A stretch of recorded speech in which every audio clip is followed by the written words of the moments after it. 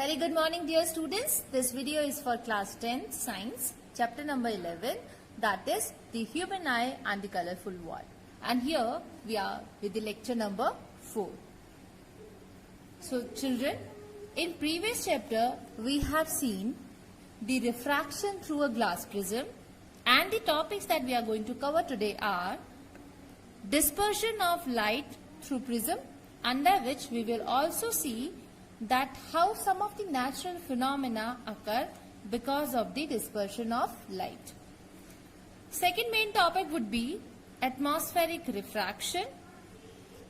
First we will understand that what is atmospheric refraction, and then under this we will see some natural phenomena occurring on the basis of atmospheric refraction, that is twinkling of stars and advanced sunrise and delayed sunset. So let us begin with our first topic, that is dispersion of light through glass prism. Before starting with the dispersion through a glass prism, first we should understand that what are the different types of light. So dear students, light coming from any of the source can be of two main types: monochromatic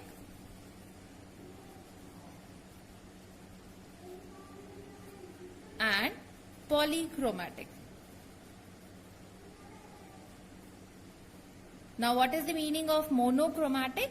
Chromatic means color, mono means single. So the light or the light wave that comprises of a single wavelength, that light is called monochromatic. Polychromatic, the light wave which comprises of more than one wavelengths or different lights of different wavelengths. So that light will be called as polychromatic light. Now the sun is giving light in the form of polychromatic light. Why we are saying it as polychromatic? Because the white light that comes from sun is actually comprised of 7 different colors, and these 7 colors are violet, indigo, blue,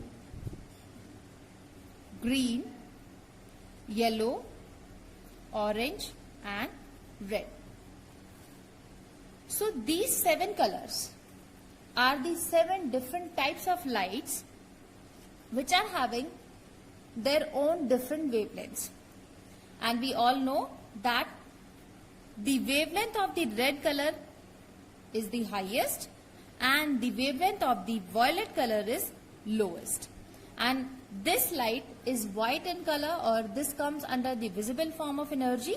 So the range would be from 390 or 400 nanometer to 700 nanometers.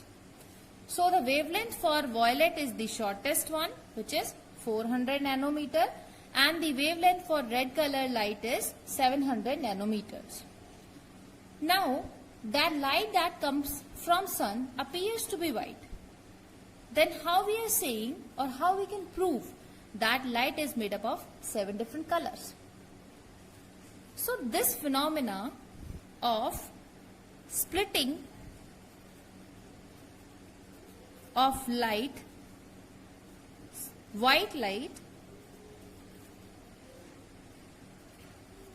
into its constituent or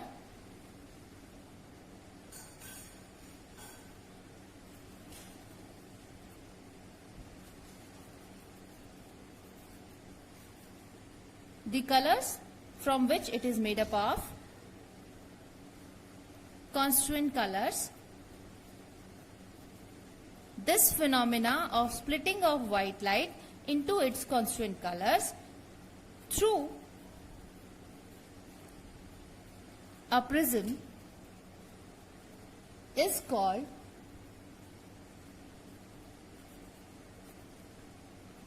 dispersion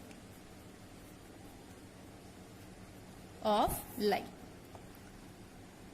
So again we can define dispersion as the phenomena of splitting white light into 7 colors when it passes through a prism is called the dispersion of white light. That means when the white light passes through a prism, then it splits up into its 7 colors like this. That here we will have the prism. The white light will fall on the one face of prism, and after passing through the prism, the white light will split into its constituent colors. Here I am showing you the colors with the same color, but actually these are 7 different colors. So this is how you obtain. If you are putting a screen here, from here the white light is coming, passing through the glass prism.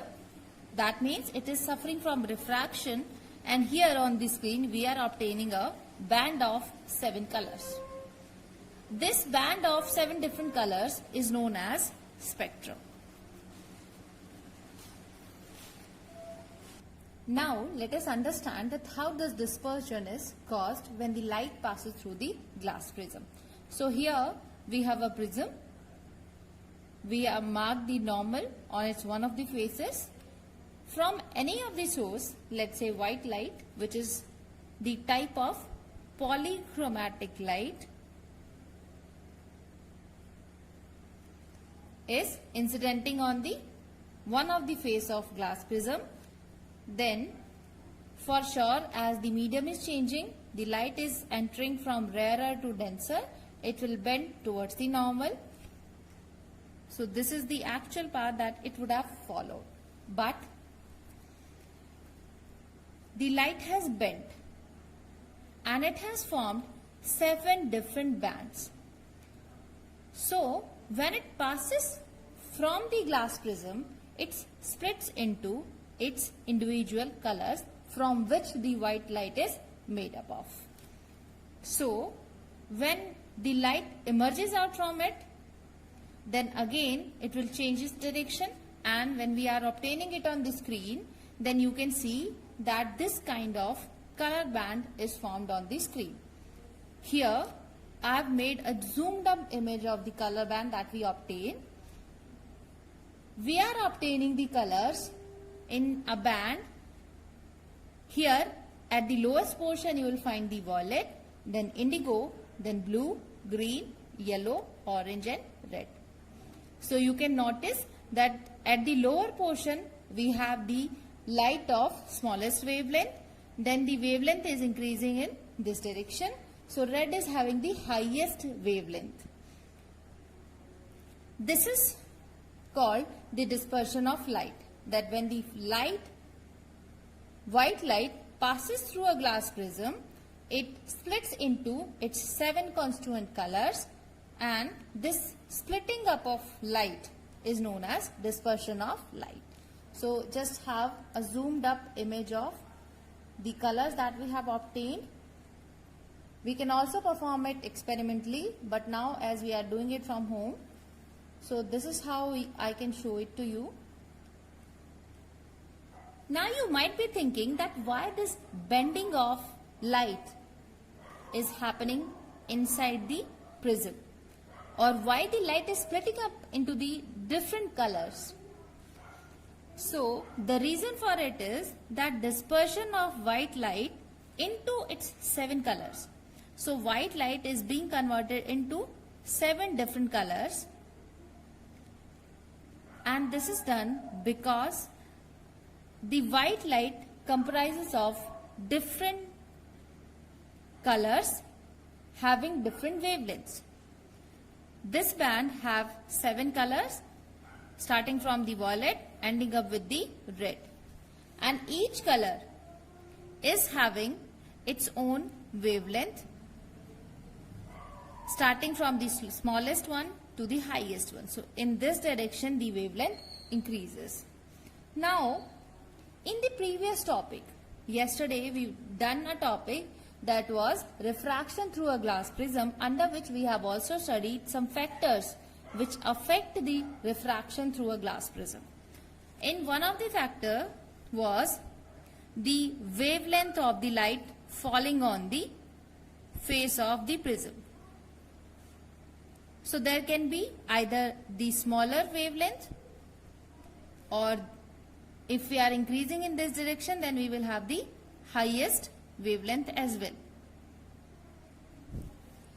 And I also told you that the speed of light depends on the refractive index of the medium. If the refractive index is higher, then speed would be slower. If refractive index is lower, then speed would be maximum in that medium. And we studied that for the smaller wavelength, we can also relate the refractive index of the material with the speed of a particular light of a particular color. So we can say that although light, which comprises of the 7 different colors, travels with equal speed in vacuum, but each different wavelength or each light of different wavelengths travels with different speed in the any other medium other than vacuum. So when they are traveling in any of the transparent medium like glass, water, each of the light wave will have its own speed, because for the lower wavelength, the refractive index of that material behaves as the highest one, and for the highest wavelength, the refractive index becomes smallest one. So we can relate the speed of light as, because the smaller wavelength is of which color? Violet. So violet will have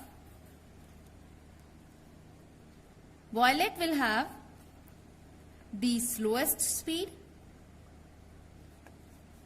as it is having the highest wavelength, the shortest wavelength, and the red will have the highest speed as it is having the highest wavelength.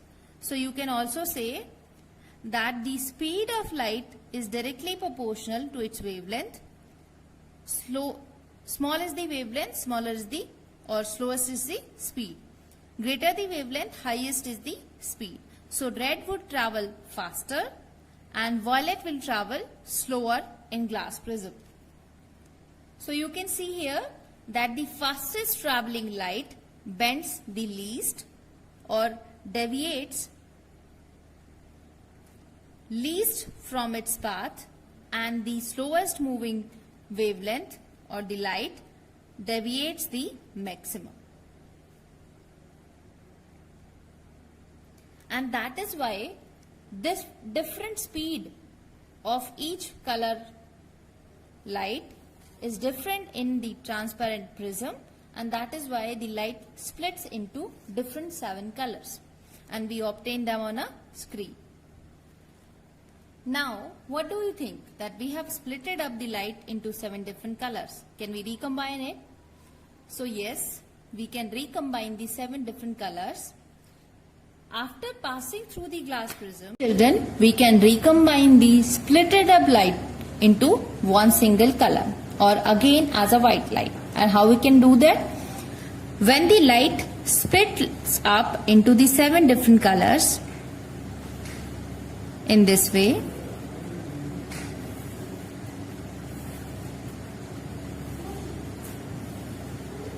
so this way we are having a band of 7 different colors starting from Vibgyor, V, I, B, green, G, Y, O, R. So Vibgyor will start from the lower end and it will reach to the upper end. So this way we are obtaining a band of 7 different colors, which is called spectrum. Now if we keep an inverted prism of the same type as the first one, so what will happen? The light rays, they will fall on the one face of the prism, and Now again they have to travel through this. Now they have already bended up, or they are already being apart from each other. Now again when they are entering the prism, again they will bend, and now this bending will take place, that all the light rays, they will combine, and they will complete the equal amount of distance after traveling the two different prisms. And that's how the light becomes one at this interface of the prism, and it comes out as one single white light again. So this is how the recombination of white light takes place. That first the dispersion occurs, then we put an inverted prism to recombine the 7 colors. Again they combine together here and they split up. They combine together and they form the white colored light. So this is called the recombination of white light. This can also prove that the prism itself is not generating any light. It received white light, split it into 7 colors, then again these 7 colors, they combine with each other and forms a white light. Children, you might have noticed that after the rain, when the sun shines, rainbow formation, which is a band of 7 different colors, takes place. So rainbow is also an example of dispersion of white light into 7 different colors. Let us understand that how the rainbow is formed. Just after the rain, when the sun is shining, that means the sun is giving up the light, that is in the form of white light. So let's say this is our sun. Here we have a water droplet. I am making it big just to make you understand. This is a water droplet. Here the water droplet is a transparent medium which will behave as a prism, because earlier in the dispersion we have studied that prism splits up the 7 colors. But is it only the prism which does that? No, it's the transparent material which, because of its shape, it is bending the light in different amounts. So when the light is coming from the sun and striking as one of the face of the water droplet, now as this is behaving as a prism, again the white light will split into 7 different colors. So we will obtain a band of 7 different colors. Here I am only showing you the 2. The upper one is the red color and the lowest one is the violet color. So only 2 colors I am showing to you. But actually this is a band of 7 colors. Here you will obtain the 7 different colors. Now this will interact with the second surface, and here what happened at the first interface? Refraction took place and dispersion happened because of the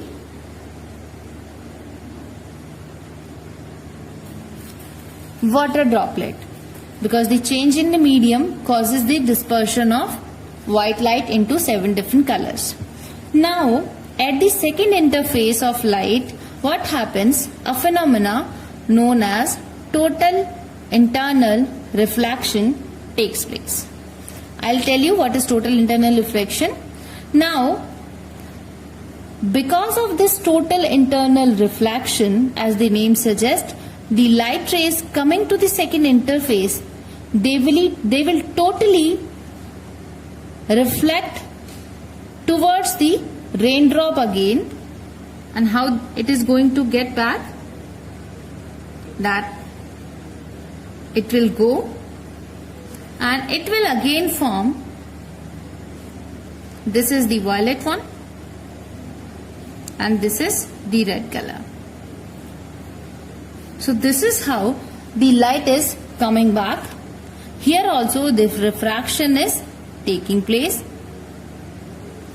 and here as the observer is placed. So here is the observer. Let's say this is the observer. So the observer is obtaining the color of bands here in front of him. But the condition is that the sun should be behind the observer when he is seeing the rainbow. Only then the rainbow formation will take place. So let me summarize how the rainbow formation is taking place. 3 main steps are being done. First, refraction. Second, total internal reflection is taking place, and then again refraction is taking place, and we are obtaining the rainbow. So these are the 3 steps in solving the rainbow formation. Now let us understand what is total internal reflection. We'll just understand the basics of it because we are going to study it deeply in the 12th standard as well. So dear students, total internal reflection of light is a phenomena in which the light reflects or internally in the same medium from which it is coming. So let us understand this, that here, let's say here we have a bucket, or here is the water tub having the water in this.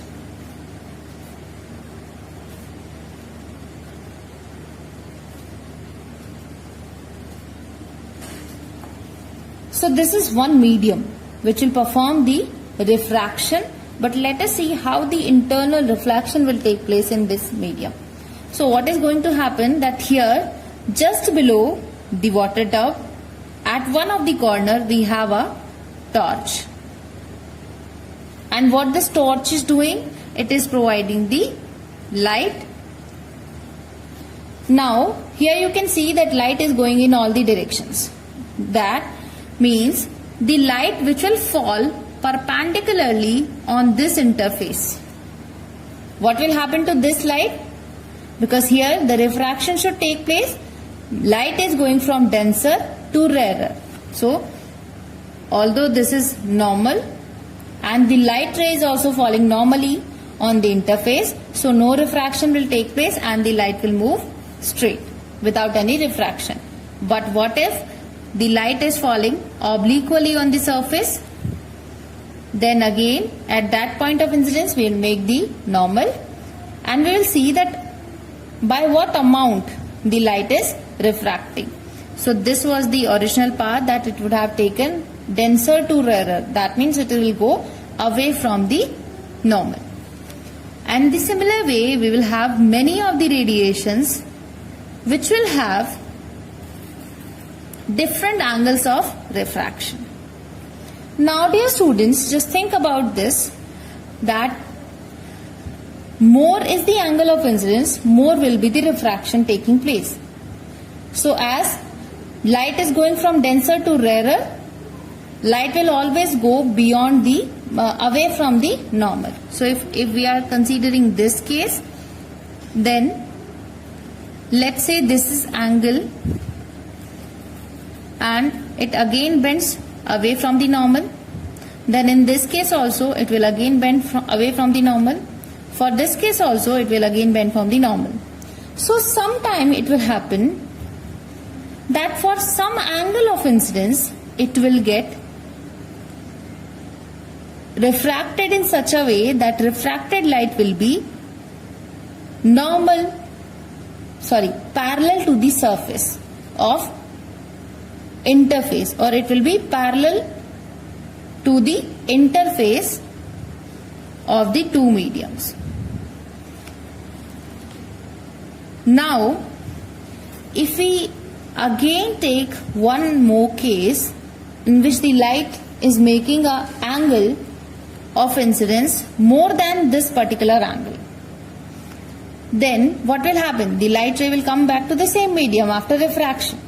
So this phenomena of light coming back to the same medium after refraction is known as total internal reflection. Now what will happen? Because light is not going anywhere outside the surface, it is again coming back to the water only. So this is what? This is reflection. So light is internally getting reflected, but here this angle is known as a particular name, that is the angle of this is called critical angle, IC. Critical angle is the angle beyond which, if we take the incident angle, then total internal reflection of light will take place. So this angle of incidence for which the total internal reflection will take place should always be greater than IC. This is one condition for total internal reflection to take place. So this is how the TIR, it is also called TIR, takes place, and this happens in the water droplet, because of which the rainbow formation is taking place. Let us understand our next topic, that is atmospheric refraction. So children, atmospheric refraction, we have studied in the previous topics that whenever the light is going from one medium to another medium, then it bends either away from the normal or towards the normal, depending upon in which medium it is going. So here we are talking about the atmospheric refraction, the refraction that takes place in the atmosphere. Where is the atmosphere? The surroundings around us. Here also the refraction of light takes place. Now let us understand that how and why all these things are happening. We'll understand this with the help of some natural phenomena. So the first natural phenomena is twinkling of stars. That why do the stars, they seem to be twinkle during the night. So dear students, I want to tell you something about the earth. Earth is rotating on its own axis and it is having layer of earth around its surface.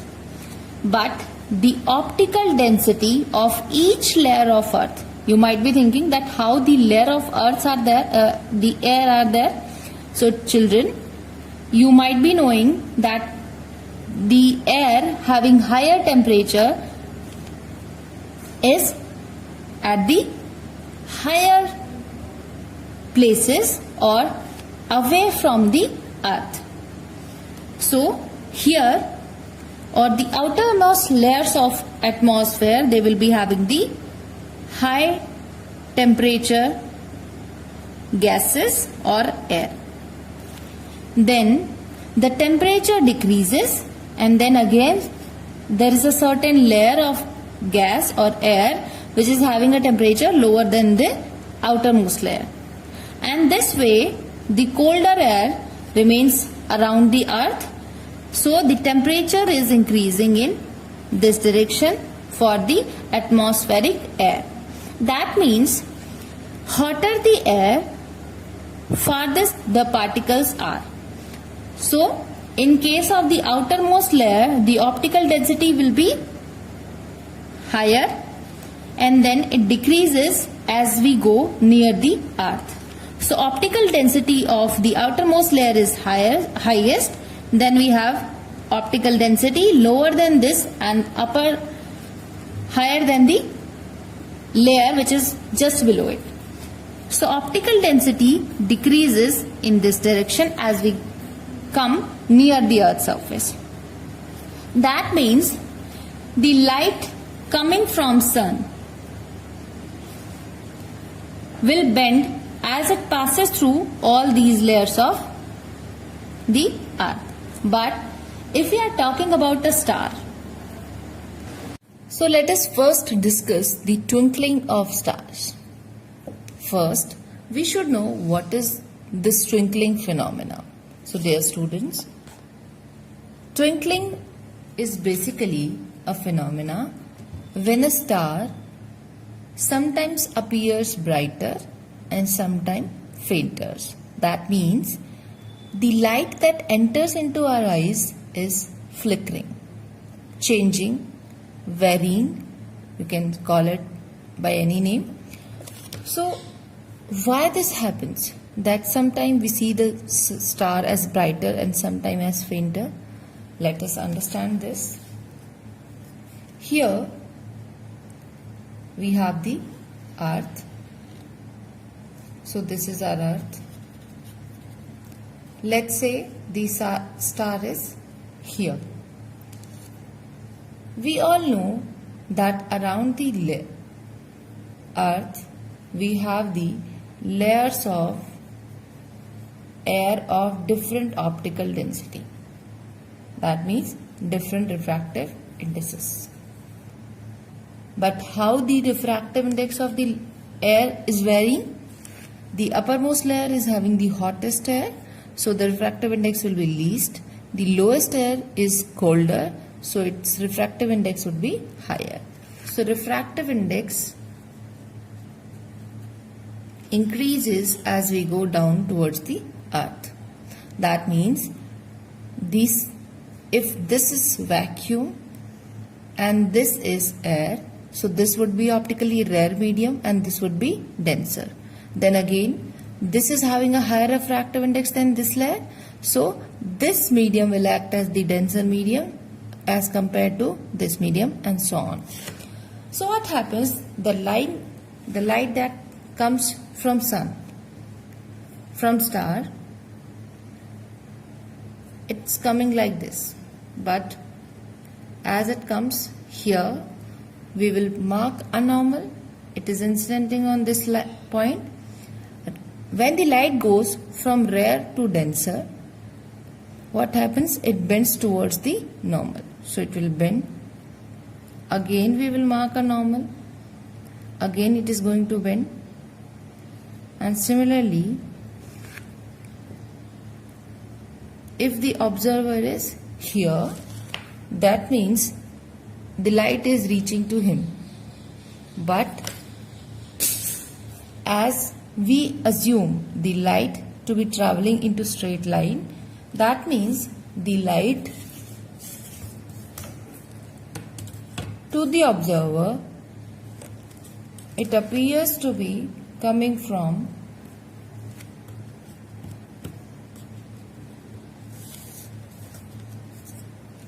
this position. So this becomes the apparent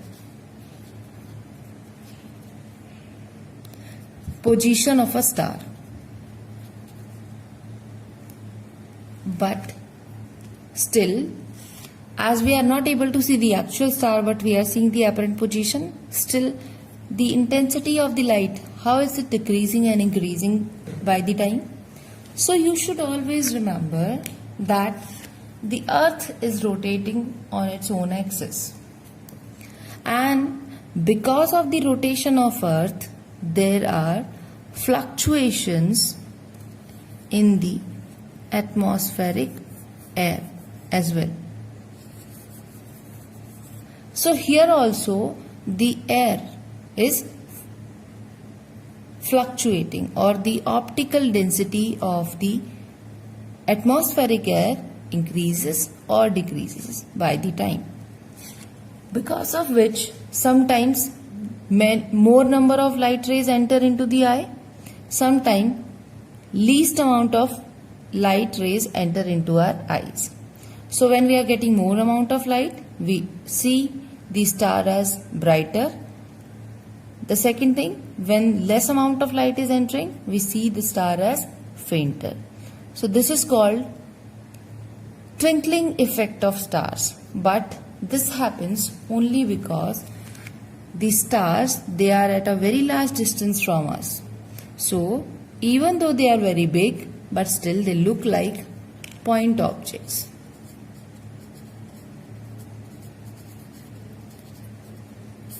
So because star behaves as a point object, we are able to see its apparent position.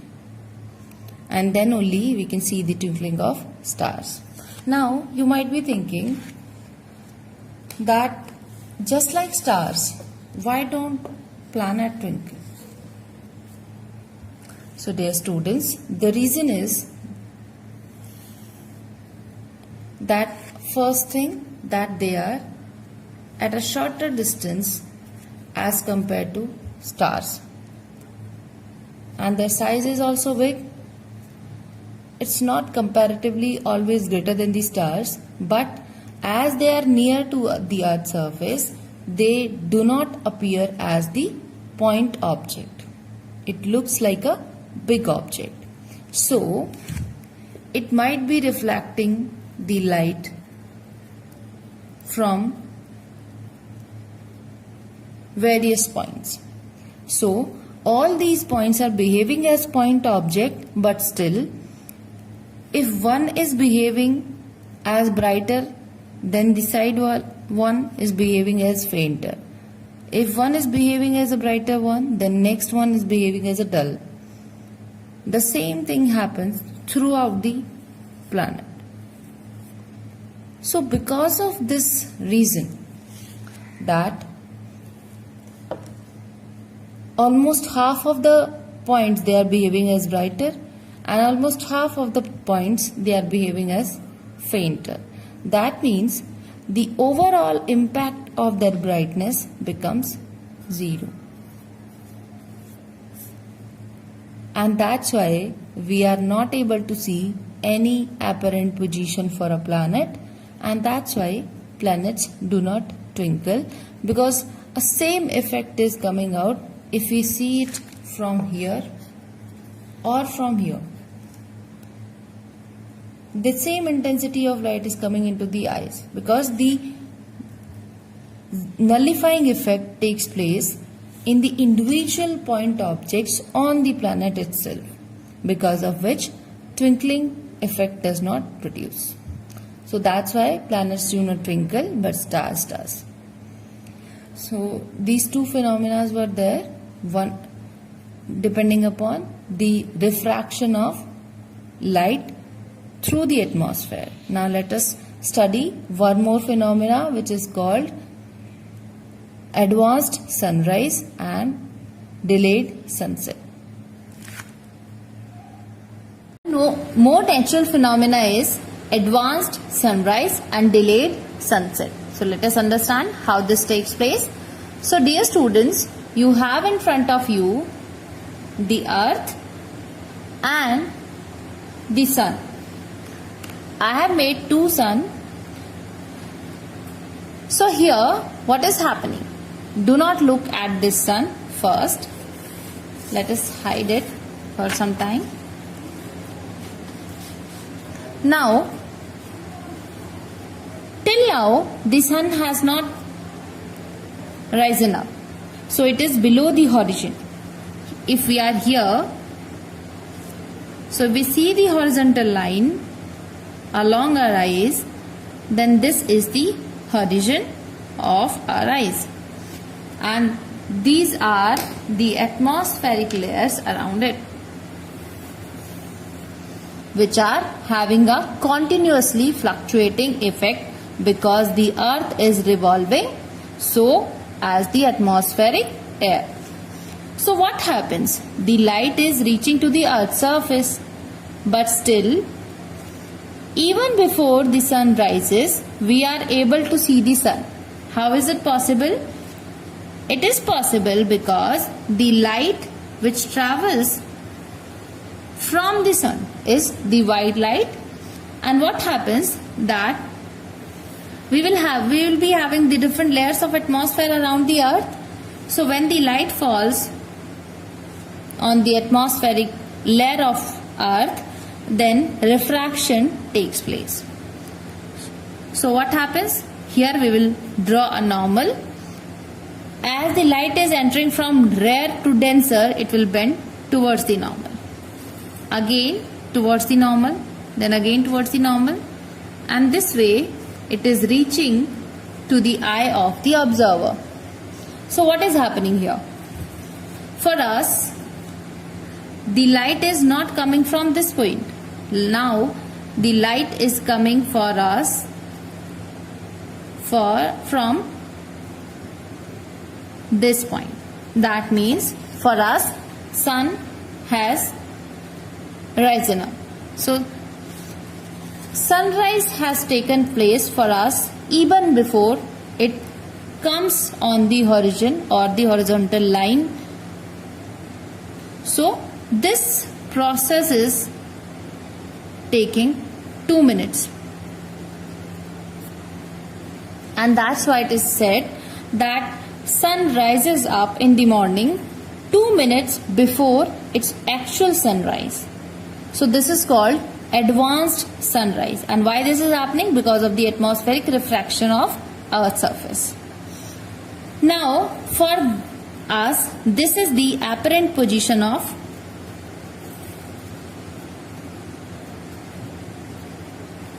the sun.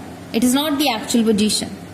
And the reverse of it happens in the time of sunset.